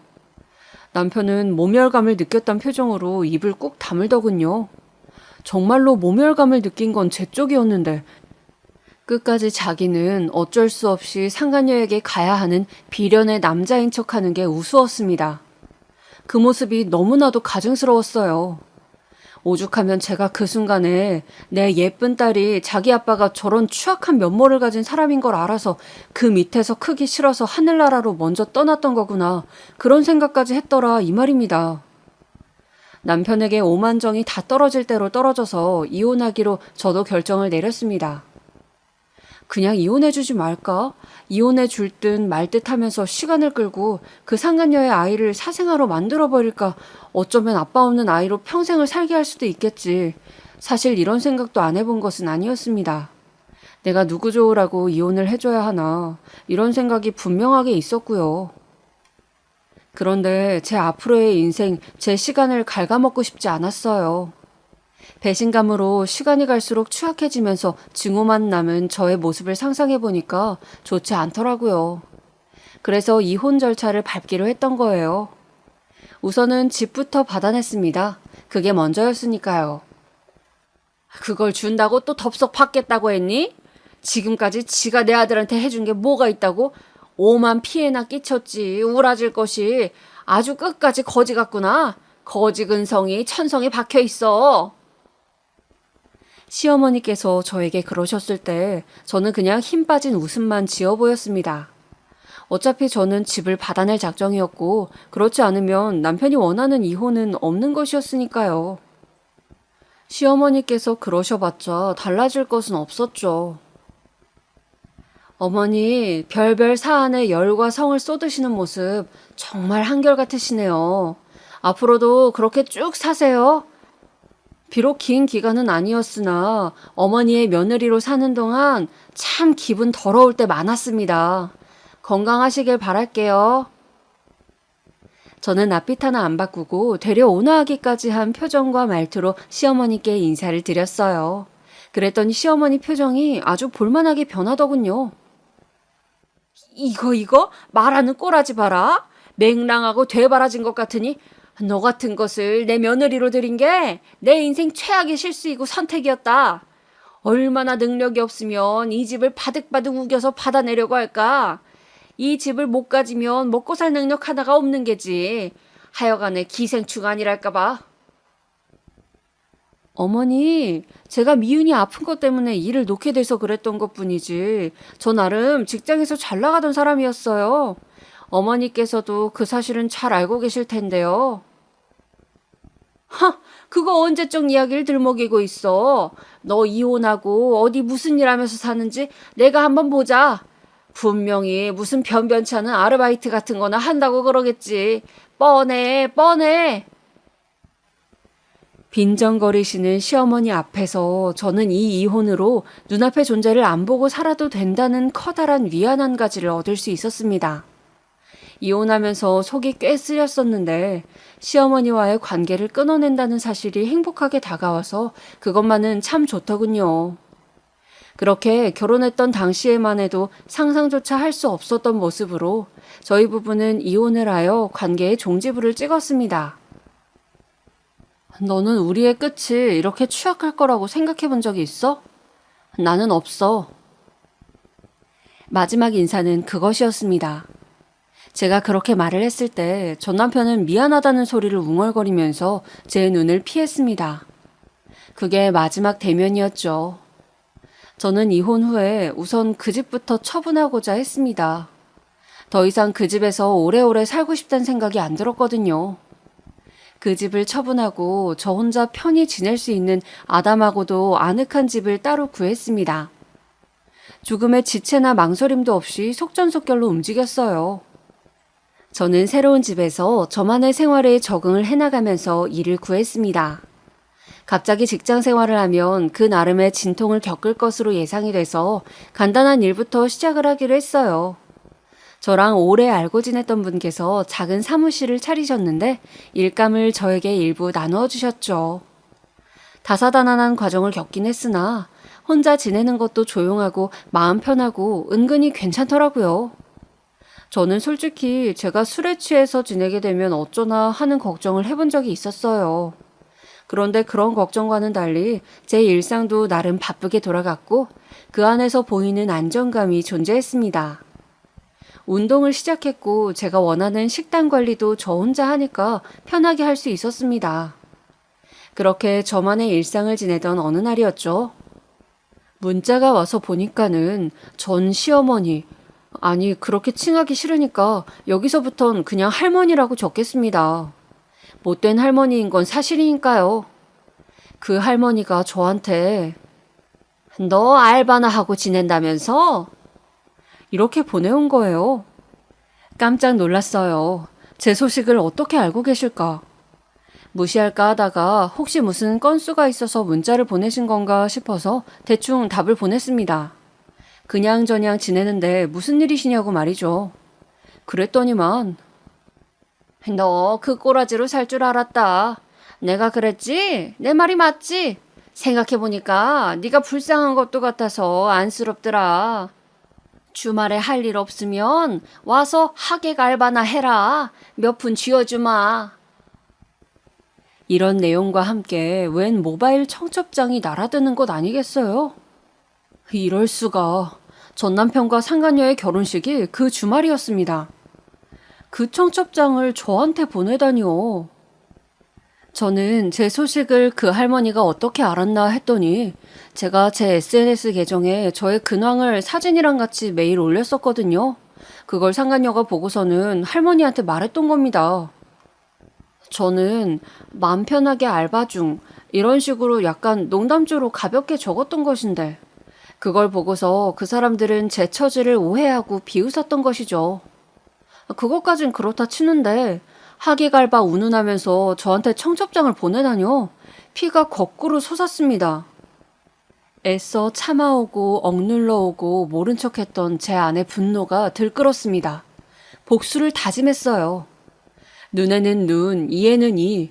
저는 제 계정을 방문한 사람들을 다 찾아다니기 시작했습니다. 제 게시물을 누른 사람의 아이디를 볼 수 있는 시스템이거든요. 한마디로 방명록이 자동으로 남겨진다고나 할까요? 일부러 게시물을 올려서 유인한 저는 그걸 본 사람들을 다 찾아다녔고 마침내 상간녀의 계정을 발견할 수 있었습니다. 상간녀가 무슨 글들을 올리나 봤더니 결혼 자랑을 엄청 해놨더라고요. 근데 수상한 점이 있었어요. 상간녀가 올린 게시물마다 누가 그래놓고 결혼? 양심에 안 찔리냐? 이런 댓글을 다 달아놨더라고요. 상간녀를 잘 아는 사람 같은데 이 사람은 누구일까 궁금해하던 저는 그 사람의 계정에 가서 채팅을 걸었습니다. 그리고 은밀한 대화가 시작되었습니다. 이윽고 결혼식 당일 신랑 신부에 대한 예의를 지나치게 갖추며 저는 상하이는 물론 신발까지 검은색으로 맞춰 입고 갔습니다.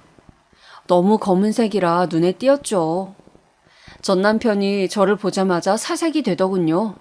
그리고 그 할머니, 오란다고 진짜 왔네? 악독한 것, 넹. 저를 보면서 혀를 차시는 것 제가 다 보고 들었습니다. 저는 여유롭게 눈인사를 보내주었죠. 전 남편은 예식이 시작된 후에도 표정 관리를 못하더군요.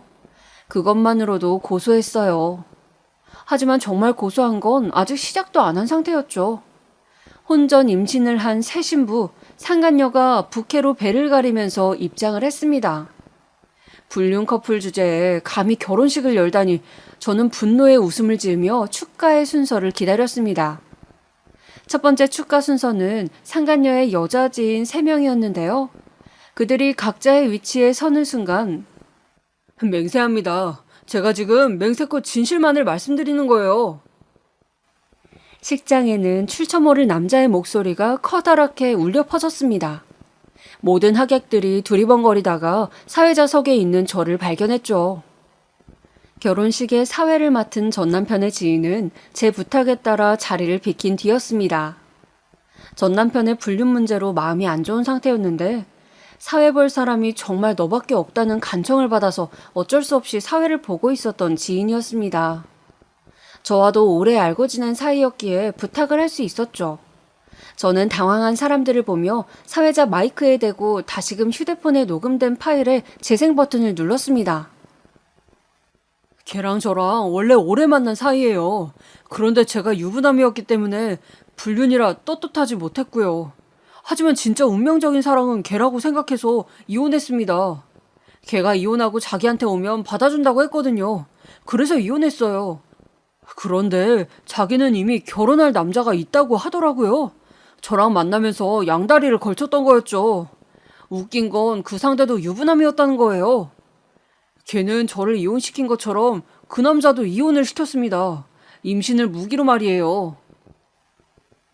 그 목소리의 주인은 상간녀가 올린 게시물마다 댓글을 남겼던 사람이었습니다.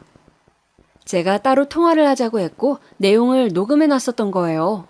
엄청난 사실을 알아버렸으니까요. 이제 제가 알게 된 내용을 식장의 모든 사람들이 알게 되었고 상간녀는 배를 가리는 것도 잊은 채 부케를 쥔 손을 아래로 떨구었습니다. 표정이 넉나가 있었어요. 엄청난 돌발 상황에 분노한 할머니가 자리에서 벌떡 일어났을 때였습니다. 가장 중요한 대목이 녹음본에서 흘러나왔어요. 제가 진짜 확신을 가지고 말씀드리는 건데요. 걔가 임신한 애 제 아이입니다. 결혼한다는 그 남자가 아니라 제 아이라고요. 식장에 비명소리가 터져나왔습니다. 축가를 부르러 나왔던 상간녀의 지인들은 혐오스럽다는 눈길을 던지며 황급히 자리를 피했습니다. 그 모습을 보고 하객들도 저마다 자리에서 일어나서 술렁거렸고요. 할머니가 뒷목 잡고 쓰러지자마자 저는 휴대폰을 주머니에 넣고 유유히 걸음을 옮겼습니다. 식장 밖으로 나가는 길에 저거 잡아! 하는 목소리가 들렸는데 상간녀 가족 같더라고요. 그런데 사회를 봤던 지인이랑 전 남편과의 어쩔 수 없는 이해관계 때문에 참석했던 사람들이 제가 바로 빠져나갈 수 있도록 도움을 주었습니다. 다들 저랑 안면이 있는 사람들이었으니까요. 그 상황에서 제가 할 수 있는 거라곤 도와줘서 고맙다는 눈인사를 그 사람들에게 남겨주는 것밖에 없었네요. 그중 한 사람에게서 그날 저녁에 문자를 받았어요. 결혼식 완전히 망했고 난리도 아니었다고 말이죠. 여차저차 과정이 또 있긴 했는데 결론만 말씀드리면 저는 결혼식을 망친 대가를 치르진 않았고요. 무탈했습니다. 그리고 전 남편과 상간녀는 우선 같이 살았습니다. 혼인신고 없이요. 결국 그 뱃속의 아이는 정말로 딴 남자의 핏줄이었다는 걸로 나중에 밝혀져서 갈라섰어요. 전 남편이 술에 취해서 혀가 잔뜩 꼬인 채로 엉엉 울면서 저한테 미안하다고 잘못했다고 빈 적도 있었고요. 그 할머니가 저를 불시에 찾아와서는 제 앞에서 무릎을 꿇은 적도 있었습니다. 일이 이렇게 될 줄 내가 알았겠니? 상상조차 못했으니 내가 그랬겠지. 그 상황에서도 왜 본인의 억울함을 주장하셨는지 모르겠네요. 어쨌든 요즘은 전 남편이 저를 그리워하고 있으니까 제가 다시 받아주면 안 되냐는 것이었습니다. 그 앞에서 제가 그랬죠. 누구시죠? 이 할머니가 치매가 오셨나? 왜 생판 남한테 헛소리를 하시는 거예요? 어리 빠져서 입만 뻐끔뻐끔 하시곤 차마 저를 붙잡지도 못하시고 더 이상 어떤 말씀도 못하시는 모습이 참 우습고도 기분 묘했습니다. 그 후로 저는 일이 잘 풀려서 돈도 안정적으로 벌게 되었고 연하 남자친구 만나서 연애도 하게 되었습니다. 만날수록 신뢰가 쌓여서 지금은 결혼을 앞두고 있습니다. 친정엄마는 아예 한국에 나와서 지내게 되셨어요. 확실히 엄마가 가까이 있으니까 좋더라고요. 둘이서 같이 쇼핑도 하고 맛있는 것도 먹으면서 시간을 보내고 있어요. 전 남편은 다른 여자랑 재혼한다는 것 같더니만 나중에 들어보니 파혼을 했었더라고요. 그래서 계속 혼자 지낸다는 것 같아요. 그리고 그 할머니는 왠지 요양원을 들어가신 것 같더라고요. 요양원에 들어가게 돼서 이것저것 상담을 받았다는 후문을 분명 접했었거든요. 지금쯤 요양원 생활을 하고 계시지 않을까 싶네요. 아직 정정하실 연세이신데 너무 심보를 아무렇게나 쓰셔서 그리 되신 걸까 하는 짐작이 듭니다.